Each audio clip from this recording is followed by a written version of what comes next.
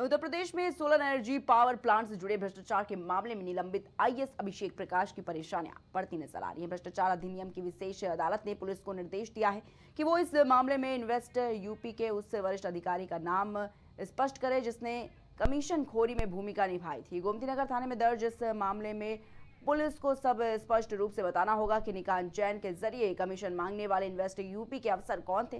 पहले दर्ज एफआईआर में केवल सीनियर अफसर लिखा गया था, लेकिन किसी अधिकारी का नाम स्पष्ट रूप से दर्ज नहीं लिखा गया था। और यहाँ आपको बता दें कि अब अदालत के आदेश के बाद पुलिस को इस मामले में आईएएस अभिषेक प्रकाश का नाम सामने लाना होगा और इस केस में गिरफ्तार किए गए निकांत जैन की न्यायिक हिरासत को 7 अप्रैल तक बढ़ा दिया गया है।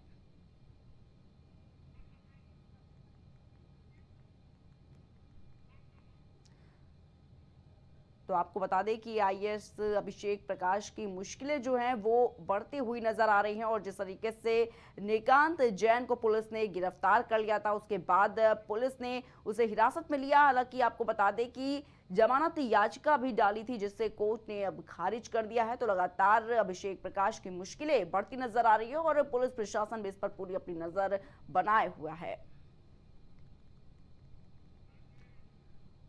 और इसी खबर तमाम जानकारी के लिए हमारे साथ हमारे संवाददाता राजेश जुड़ चुके हैं। राजेश, आपसे जानना चाहूंगी, जिस तरीके से कहीं ना कहीं देखा जा रहा है कि आईएएस अभिषेक प्रकाश की जो मुश्किलें हैं वो बढ़ती हुई नजर आ रही हैं और निकांत जैन की अगर बात करें तो उसने भी जमानत याचिका भी दायर की थी, लेकिन उसे भी अब कोर्ट ने खारिज कर दिया है। क्या कुछ पूरा अपडेट सामने आ रहा है इस मामले में?